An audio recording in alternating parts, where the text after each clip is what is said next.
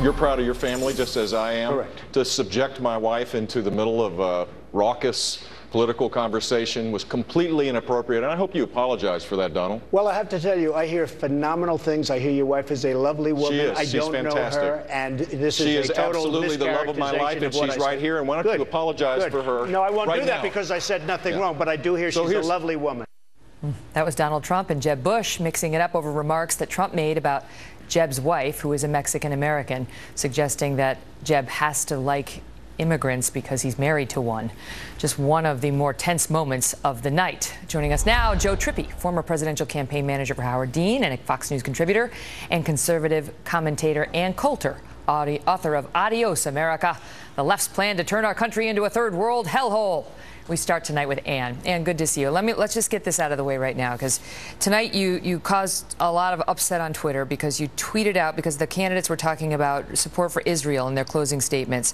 How many effing Jews do these people think there are in the United States?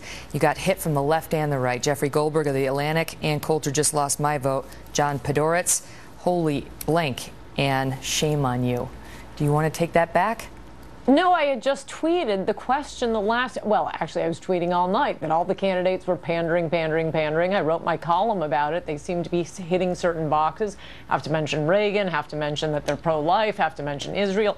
Yeah, the entire Republican Party is pro-Reagan, pro-life, pro-Israel. The last question was, after you're president, how will America be better? And suddenly we're back to Israel again. It's just this checking off of the boxes and the virtue boxes, and it's one of the things I like about, in fact, I think they're probably pandering, which was the subsequent tweet, they're probably pandering to evangelicals, not Jews, but it's just pandering, something we all agree on. It's not really separating the candidates. All right, let's talk about Trump and he had that exchange on immigration. How do you think he did? Fantastic. I mean, what's interesting is, they're all backing down on immigration now that they have Trump to disagree with them. Now, you know, Rand Paul says, yes, he's right on the 14th Amendment. Carly Fiorina didn't bother disagreeing. She's probably justifiably embarrassed that she forgot about the Civil War. You had Chris Christie, who said it was going to be impossible to deport the illegals. He backed down on that. All Carly had to say was to complain that Obama didn't do something about immigration. So she's joining La Raza and Univision to say that Obama didn't pass amnesty, but we're not really getting into it. I mean, what it shows me is, well, either we need you back as a moderator, or how about have the candidates just debate with one another?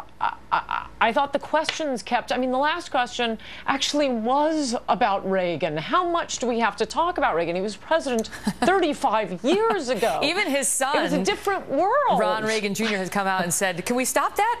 My dad never ran around comparing himself to anybody. Why does he have to be the benchmark for everybody? And thank you for being here. Thank you. Joe Trippi's here as well. Joe, as a Democrat, your reaction? Look, I thought most of the candidates had a pretty good night. I think Carly had a great one, as people have been saying. But the thing that struck me was how much these candidates went after each other. A lot of that was the format of the debate. It was the intention of the moderators. They stated that beforehand.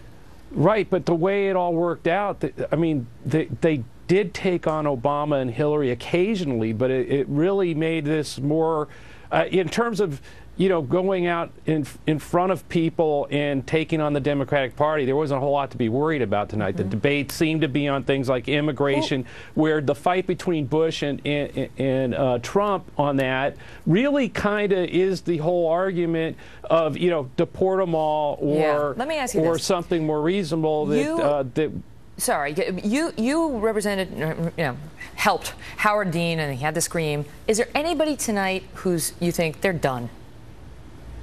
No, I wouldn't say that at all. Look, I do think there's going to be a shakeup in the polls. I would expect Carly to rise pretty significantly off this performance. She did very, very well. I thought Rubio did very well. I didn't see anyone, though, sort of walk themselves off the tracks. I think Trump did well. I don't think he's going to rise off this performance, though. And how important is this to the fundraising that's going to come next? Because that's usually what gets them to leave. They don't get money, they get out.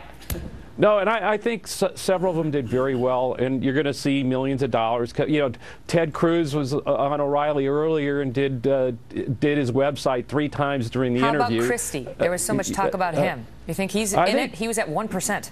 Yeah, no, look, I think Chris Christie did himself a lot of good as well. I think Bush did himself well. Did? Yes. Great to see you, Joe. We'll be right back. Good to be Don't with go you. away.